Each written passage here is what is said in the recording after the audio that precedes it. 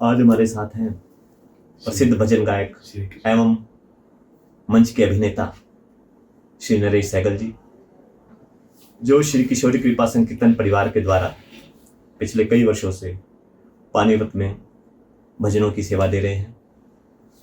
तो आज हम उनसे गुफ्तगू करेंगे, थोड़ी उनसे बातचीत करेंगे। तो सहगल साहब, आपका बहुत बहुत धन्यवाद। धन्यवाद आपका। सबसे पहले आपके ये संगीत का सफर कैसे शुरू हुआ? संगीत का सफर ऐसे शुरू हुआ एक फिल्मी गाने से। मैं घर में एक फिल्मी गाना गुनगुना रहा था, तो पिताजी ने सुन लिया। उन्होंने कहा गाता है, मैं कहा पहली बार ही गुनगुनाया। तो उन्होंने जाके राम मंदिर में हमारे थे मास्टर त्रिलोक चंद जुनेजा जी, उनके पास भेजा। फिर उन्होंने सुना तो धीरे धीरे उन्होंने सिखाना शुरू किया। सीखे तो कई लोगों से, गोपी चंद सलूजा जी से भी सीखे, श्री गोपी चंद सलूजा जी जो हमारे यहाँ सीता का रोल करते जानकी का, और लालचंद आहूजा जी के वहाँ जी से भी सीखे जो हमारे यहाँ राम का रोल करते थे। तो सफ़र में बहुत वहीं से सफ़र शुरू हुआ। श्री रघुनाथ गुलशन जी से भी सीखे, तो वहीं से फिर धीरे धीरे सुनते रहे, सीखते रहे, तो यहीं से भजन का सफ़र शुरू हो गया यहीं से। तो आपकी स्कूली शिक्षा दीक्षा? स्कूली शिक्षा ग्रेजुएशन की हुई, BA की हुई मैंने IB कॉलेज से। और परिवार के बारे में बताएं थोड़ा। परिवार में पति पत्नी हम 2 हैं और 2 बच्चे हमारे। माता पिता चले गए। तो जैसे आपके भजनों की यात्रा की शुरुआत जैसे हुई और आपने जो पहला भजन आपने प्रस्तुति दी, अगर वो याद हो थोड़ा सा तो वो हमें बताएं। पहला भजन हमने जब बोला है, जहाँ तक मेरी मेमोरी है, वो पहला भजन मैंने राम मंदिर में बोला था। सुबह जो गीता का पाठ होता था वहाँ पे सुबह 6 बजे से लेके 7 बजे, तो उसके बाद वो 15 मिनट भजन के लिए बोलते, तो उसमें एक भजन मैंने बोला था। शायद वो भजन पूरा पक्का तो नहीं कह सकता, पर ये था, श्री राम मेरे प्यारे बिगड़ी मेरी बना दे, वो दिल कहाँ से लाऊं तेरी याद जो बुला दे। तो आप हैदराबादी बिरादरी से आते हैं और हैदराबादी बिरादरी में संगीत के एक से बढ़कर एक रतन हुए। बिल्कुल बिल्कुल। तो इस लेगेसी को या इस विरासत को आप कैसे देखते हैं? बहुत प्यारा परिवार है हैदराबादी परिवार हमारा, बहुत सुंदर परिवार है, और ये हमारी खुशकिस्मती है कि हम इस कम्युनिटी में जन्मे और हमें इतना धार्मिक कुछ मिल रहा है। श्री राम मंदिर वार्ड नंबर 7 में आए दिन नए नए आयोजन होते रहते हैं। सभी हमारा हैदराबादी परिवार भी जुड़ा। भीमगोड़ा मंदिर है, उसमें भी नए नए आयोजन होते रहते हैं, और काशीगिर मंदिर है, लक्ष्मी नारायण मंदिर है, ये सब यहाँ संकीर्तन होते रहते हैं। इसी संकीर्तन के थ्रू राधा नाम का प्रचार हो रहा है। तो आपको लगता है जैसे हमारी बिरादरी में जैसे आप हैं और रवि जी भी हैं और भी हैं, तो ये उसी का ही परिणाम है? क्योंकि हमारे जो पूर्वज थे वो संगीत को अपने जीवन में बहुत स्थान देते थे। अगर राम मंदिर ना होता या हम राम मंदिर में जाके भजन ना बोलते, आसपास ना सुनते, अपने बुजुर्गों से ना सुनते, मास्टर त्रिलोक जी को ना सुनते, गोपी चंद सलूजा जी को ना सुनते, तो ये जो आज भजन के जितने भी गायक हैं ये बन नहीं सकते। क्योंकि प्लेटफॉर्म तो वहीं से मिला। जिसने भी पहली परफॉर्मेंस दी वो सारी परफॉर्मेंस तो उन्होंने राम मंदिर में दी। पहला जो स्टेज पे मैंने भजन बोला था वो भी राम मंदिर श्री हैदराबादी रामलीला ड्रामेटिक क्लब में बोला। मेरा अपना ही क्लब है, मेरा अपना ही मंदिर। तो आप रामलीला में भी पिछले कई सालों से सीता का रोल कर रहे हैं। हाँ जी।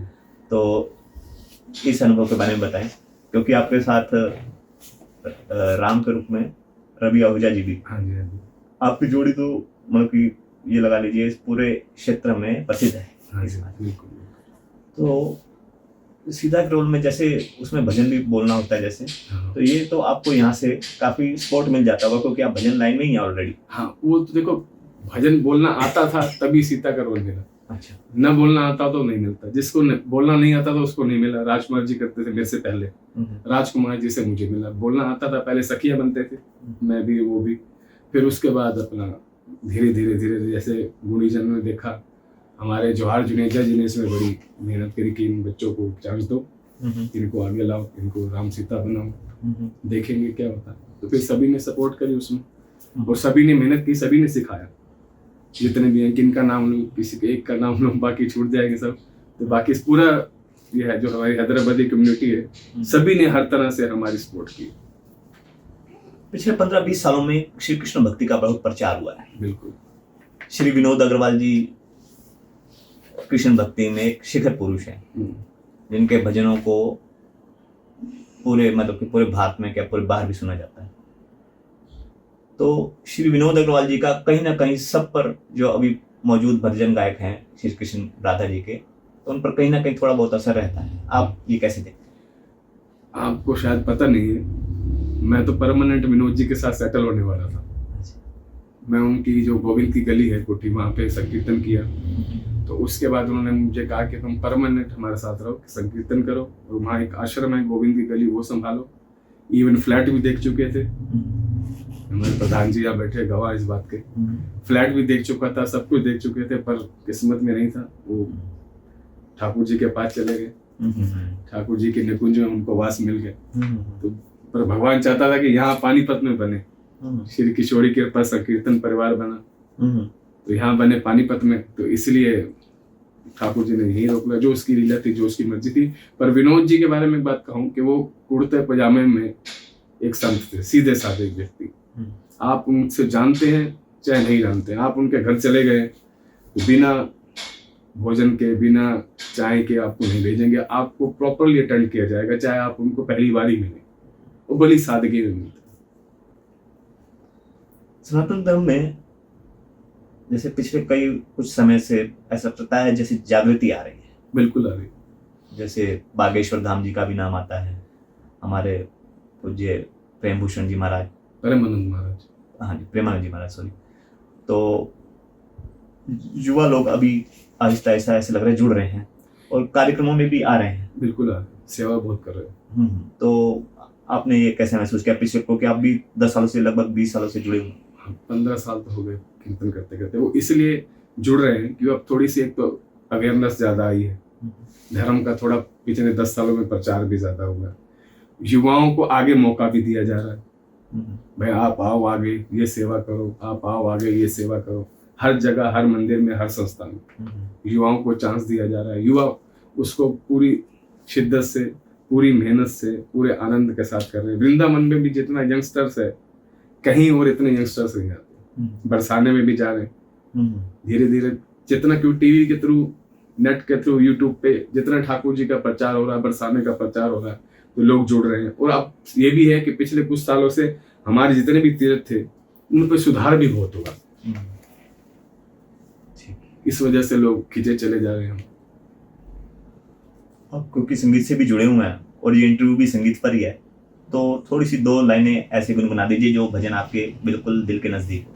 दिल के नजदीक तो देखो ये सारे भजन है जो हम बोलते हैं, सारे दिल के नजदीक है, सारे राधा रानी के नजदीक है। और आपको जानकर बड़ा आश्चर्य होगा, ये शायद बात बहुत लोगों को नहीं पता, जो हमारे गुरु हैं, जो आध्यात्मिक दीक्षा जिन्हें हमें दी, श्री हित गोपाल बाबा लघु सखी, उन्होंने, आपने कभी सुनो, ये बड़े बड़े रसिक हैं, ये पद गाते हैं, इसमें लिखा होता है लास्ट में कभी कभी आता है हित गोपाल की लाडली, हित गोपाल के प्यारी। तो वो सारे पद जो है हमारे बाबा ने लिखे, और वो ऐसे फक्कड़ मसीहा थे, हमने तो उनके साथ जिया है, देखा है, उनके साथ रहे, ऐसे फक्कड़ मसीहा थे। वो ठाकुर जी कहते थे कि मेरे को और कुछ नहीं चाहिए लाडली जी, तेरे जहां से, जिस राह से तू गुजरे उस राह को मैं साफ कर दूं, इतने सादगी भरे। तो उनके बहुत सारे पद ये सब रसिक जन गाते हैं, सब लोग गाते हैं, सब उनको बहुत प्यार करते हैं। तो मेरे तो भजन सारे, एक किसको छोड़ो किसको न छोड़ो, सारे प्रिय हैं, उनके सारे लिखे पद प्रिय हैं। तो एक को चूज करना बड़ा मुश्किल होगा। फिर भी कोई 2 लाइनें, फिर भी चलो, आप कहते हो हैदराबादी बिरादरी से जुड़े हैं, तो एक हैदराबादी बिरादरी में 2 लाइनें मैं सुना देता हूँ। हाँ जी। मैं ताख सा बीच बाजार वे, सांवल शाम यार वे, सांवल शाम यार। ठीक, बहुत खूब। अच्छा, आजकल ये प्रचलन देखने में आ रहा है कि भजनों में फिल्मी धुनों का सहयोग लिया जाता है। हाँ बिल्कुल। आप इसे कितना अच्छा समझते हैं, कितना बुरा समझते हैं? देखो ये अच्छा भी है और बुरा भी है। कई बार फिल्मी धुनें जो है, पहले तो संकीर्तन को समझे, हमारे मुरलीधर बाबू जी जो थे, उन्होंने संकीर्तन को जितने गहरे पदों पे गाया किसी ने नहीं गाया। फिर धीरे धीरे विनोद जी भी मुकुंदगिरी महाराज जी गाते थे। अभी सारे रसिक जो हैं वो हमारे हित गोपाल बाबा जी के पद गाते हैं, वो तो ठीक है। फिल्मी धुनों में कई बार कोई फिल्मी गाना इतना सुंदर होता है, जैसे वो दिल कहाँ से लाऊं तेरी याद जो बुला दे, तो वो ठाकुर जी को भी हम गा सकते हैं। उसमें तो कोई हमें चूज देखना चाहिए कि चॉइस क्या है। बात फिल्मी से नहीं है कि फिल्मी का विरोध, फिल्मी का विरोध नहीं, चॉइस क्या है, उसने किस लेवल का गाना उठाया कीर्तन में। जैसे हम तेरे शहर में आए मुसाफिर की तरह ही गजल, टॉक विद द वुमन, जब वो कीर्तन में आ गई टॉक विद द गॉड हो गई, तो टॉक विद द गॉड हो गई, भगवान के साथ बातचीत करने का तरीका हो गया। तो ये कि हमारी चॉइस क्या है। अब एक भजन मैं सुन रहा था, खाटू वाले मेरी लाटरी लगा दे, मंगला मोटर कार दिवा दे, अब ये तो कीर्तन का लेवल नहीं है, फिल्मी धुन पे नहीं। अब इस तरह की कोई धुन उठाता है वो तो गलत है, उसके कसूरवार हम है क्योंकि हम उसको सुनते हैं। हमें उसका विरोध करना चाहिए, हल्के लेवल के भजन इसको नहीं बोलना चाहिए। और जो अच्छे हैं, अजीर उठ कर अब कहाँ जाइएगा, ये कीर्तन में कितनी बार बोला गया, सुंदर भी लगते हैं। ये वादियां, ये फिजाएं, विनोद जी ने बोला बुला रही हैं तुम्हें, ये भी फिल्मी है। बात फिल्मी की नहीं है, बात ये कि चॉइस कौन सी है हमारी, चॉइस कैसी है हमारी, उसकी है बात सारी। आपने कई धार्मिक स्थानों पर भी भजन बोले। हाँ जी। तो आपने पीछे मुझे याद है आपका एक प्रोग्राम था बरसाना में भी, हाँ बिल्कुल, श्री राधा रानी जी के निज भवन में। बिल्कुल बिल्कुल। तो वहाँ का अनुभव कैसा रहा आपका? राधा रानी के महल में बैठने का अनुभव तो ऐसा है कि आदमी जैसे जिंदा जिंदा स्वर्ग में ही बैठा हो।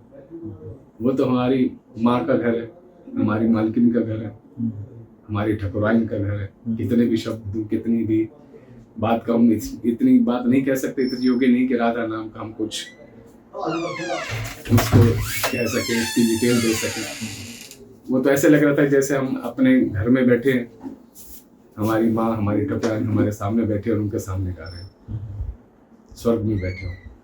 वो तो अनुभव, उसको तो क्या बोले, कालातीत बोले, समय से जो समय रुक जाता है ना, ऐसा अनुभव था कि एक बार समय रुक गया था। सभी आनंद बताया और माँ ने बड़ी कृपा करी, अपने दरबार में बिठा के सबको अमृत तुल्य प्रसाद भी तो आया, सभी वहीं बैठे। आप भी थे शायद, आप कभी? हाँ जी, मैं तो सुंदर रहा होगा। हाँ हाँ।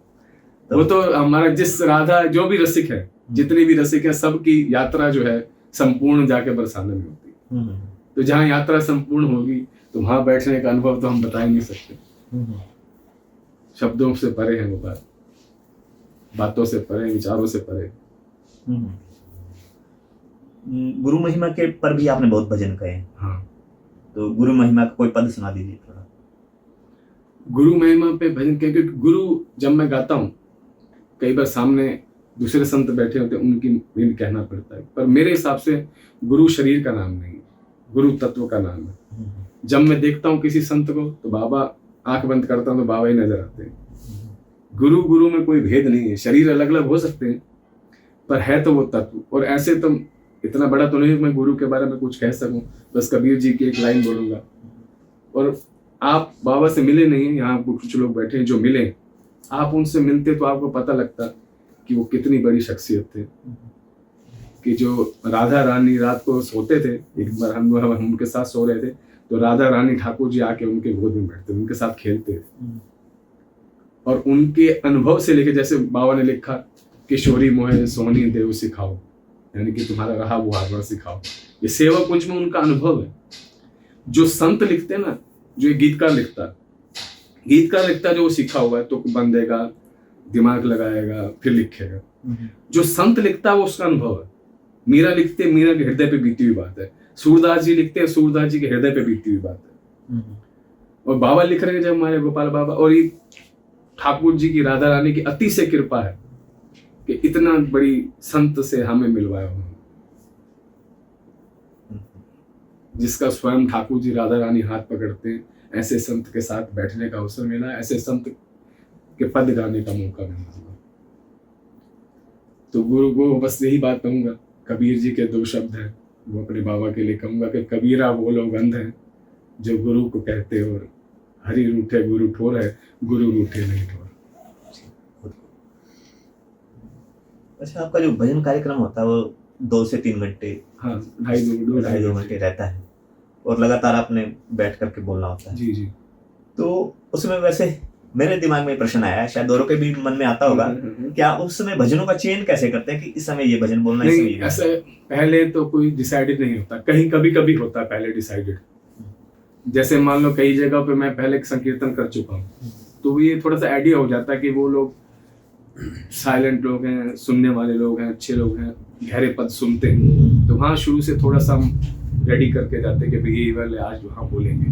पर कई जैसे अननोन जगह है, पहले जगह गए नहीं, तो वहाँ रैंडम सेलेक्ट करते हैं कि जैसे देखा कि किधर जा रही है, भाव किधर जा रहा है, तो उसी के अकॉर्डिंगली अपने भजन में एकदम इमीडिएट माइंड से बदल देते हैं। पता तो होता ही ये भजन है।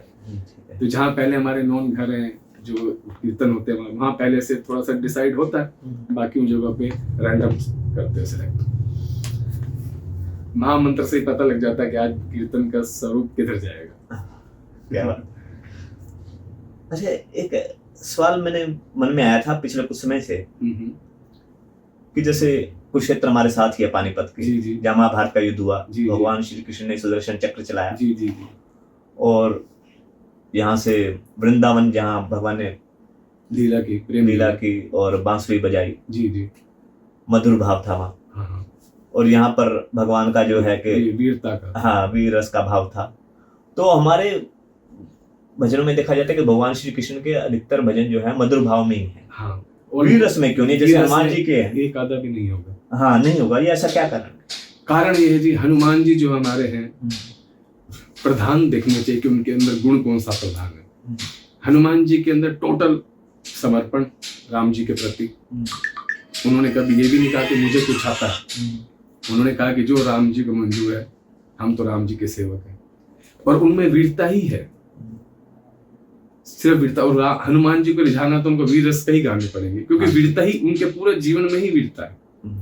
और हमारे ठाकुर जी में जो है वो प्रेम है, ठीक है, क्योंकि ठाकुर जी हमारे राधा रानी के सेवक, राधा रानी प्रेम की देवता है। तो जो प्रेम है, राधा का स्वरूप प्रेम है। एक बड़ी प्यारी छोटी सी बात मैं आपको कहूँ बड़े शॉर्ट में, कि एक संत हुए, उनसे कहा कि 10 अवतारों के नाम लिखो। समय कम है इसलिए फटाफट बता देता हूँ। 10 अवतारों के नाम लिखो। उन्होंने 10 अवतारों के नाम लिखे। उन्होंने कहा इसको हटा दो, इसको हटा दो, इसको हटा दो। एक नंबर पे कृष्ण का नाम लिखा। तो उन्होंने कहा अगर सबको हटा दिया उन्होंने एक एक करके, ये भी न हो चल जाएगा, ये भी ना हो चल जाएगा, ये भी ना हो चल जाएगा। उन्होंने कहा कृष्ण को नहीं हटा सकते। कृष्ण को अगर हटाया तो प्रेम को हटाना पड़ेगा। तो प्रेम के बिना दुनिया नहीं चल सकती। तो कृष्ण का जो जीवन है वो राधा राम की जो रसधार बह रही, उस रसधार, उस प्रेम से है। प्रेम के ऊपर वो वीरता नहीं है, जो मेरी अपनी समझ है। तो इसलिए प्रेम रस को ज्यादा जिया वहां की सखियों ने, सूरदास जी ने, रस खान जी ने, मीरा ने, जितने भी भजन लिखे वो सारे प्रेम में पड़ेंगे। वो एक उनकी कोई मजबूरी रही होगी, जैसे हनुमान जी के तो पूरा जीवन उस वीरता का है। वो तो उन्होंने एक न्याय करवाना था, इसलिए वो युद्ध में उतरे। तो अगर न्याय की जरूरत न होती वो युद्ध में न उतरे। एक गीता देनी थी लोगों को, एक कितना बड़ा उपहार देना था गीता का, उस उपहार की वजह से वो युद्ध में उतरे। पर बाकी उनका जीवन सारा प्रेम है, इसी वजह से उनके सारे भजन प्रेम पे। एक आपके साथ, आपके पुराने आपके साथी श्री रवि आहूजा जी, वो प्रसिद्ध भजन गायक हैं। आपके साथ मंच पर भी श्री राम जी का रोल करते हैं। बिल्कुल करते। उनके बारे में कुछ बताइए। उनके बारे में इतने कहूंगा, हमारे गुरु भाई हैं, मित्र हैं हमारे, एक ही गुरु के हम शिष्य हैं। 15 साल हमने इकट्ठे भजन गाए। फिर क्योंकि मुझे विनोद जी के पास जाना था, वृंदावन मेरी सेटलमेंट हो गई थी, तो फिर मुझे जाना तो था, एक ही जगह जा सकते थे, या इधर या उधर। तो फिर उधर गए। तो जब हम किसी कारणवश, जैसे उनकी डेथ हो गई, भगवान को किसी चरणों में चले गए विनोद जी, तो वहां नहीं जा पाए। तो फिर मुझे आके प्रॉपर पहले बिजनेस सेट करना था, क्योंकि मैं टूर का काम भी छोड़ गया था। तो 6-8 महीने उसको सेट करने में लगे। फिर भगवान ने ऐसी कीरी लीला कि हम अलग अलग ही सेवा करें तो ज्यादा बेटर, क्योंकि उससे ज्यादा सेवा हो जाती। कहीं मूव कर फ्री नहीं है तो कहीं मैं फ्री नहीं हूँ, तो दोनों अलग अलग जगह हो जाती। फिर सबके सहयोग से, गुरु जी के आशीर्वाद से, किशोरी कृपा संकीर्तन पूरा बन गया, और हम सब लोग मिलकर यहाँ ठाकुर जी की, लाडली जी की सेवा कर रहे हैं। एक श्री किशोरी कृपा संकीर्तन परिवार के द्वारा आप सेवा कर रहे हैं। जी जी। मैं देखता हूँ आपके सभी साथी जो है तन मन धन से आपके साथ जुड़े हुए हैं। बिल्कुल। तो ये सफर कैसे शुरू हुआ श्री किशोरी कृपा संकीर्तन परिवार का? ठाकुर जी ने जो काम कराना होता है ना, वो अपने आप करा लेते हैं। किशोरी कृपा संकीर्तन पर मैंने नहीं बनाया, मैं भी उसका सेवक हूँ। ये हमारे सब बड़ों ने बनाए नहीं थे। हमारे सुदेश वधवा जी, हमारे गोल्डी बांगा जी, श्री तिलक छाबड़ा जी, और हम सबसे पहले तो हमारे गुरु जी का आशीर्वाद, श्री सुंदरी शरण महाराज जी का आशीर्वाद, हमारे श्याम पंडित जी का आशीर्वाद, और हमारे सरपरस्त हैं सुरेंद्र तेरी जी, राम छाबड़ा जी, हसन सहगल जी, इन सब ने मिलकर बनाया। मैं तो उसमें सेवा करता हूँ, जैसे अंगद है अदना सा सेवक हूँ मैं तो राम जी का, तो मैं तो किशोरी कृपा परिवार का अदना सा सेवक हूँ। इन सब जो हमारे बड़े असीजा जी, सुरेश असीजा जी, सुरेंद्र बांगा जी, इन सब ने मिलकर बनाया। ये सब इनकी मेहनत है, मेरी कोई मेहनत नहीं। मेरा जो है वो भजन का सेवा है मेरी उस परिवार में। बाकी सब लोगों की एक अलग अलग सेवा, जो ठाकुर जी ने जिससे सेवा लेनी है, हमारे वधवा जी से प्रधान जी की ले रखी है, सुरेंद्र बांगा जी, हमारे गोल्डी बांगा जी से मार्गदर्शन की ले रखी, सरपरस्त हमारे तिलक छाबड़ा जी से ले रखी, कि छाबड़ा जी से सेवा ली है ठाकुर जी। तो इन सबको मिला के एक किशोरी कृपा परिवार बना। हम सब मिल के परिवार है। किशोरी कृपा का परिवार का मतलब नरेश सहगल नहीं है, किशोरी कृपा परिवार का मतलब है हम सब लोग, हमारे गुरु जी, हमारी राधा रानी, हमारे ठाकुर जी। तो सहगल साहब, लास्ट में हम एक रैपिड फायर राउंड करेंगे। हाँ करो करो, बड़े मुश्किल से आसान की बात हुई थी। तो सबसे पहले आपके इष्ट देव कौन है? राधा रानी। ठीक। सबसे अधिक पसंदीदा तीर्थ स्थल आपके? वृंदावन, बरसाना। ठीक। और फिल्मों में सबसे जो ऐसा धार्मिक पसंदीदा जो भजन हो वो कौन सा? फिल्मी भजन मोहे पनघट पे नंदलाल चढ़ गया। फिल्म का नाम याद है? नहीं, फिल्म का नाम नहीं याद।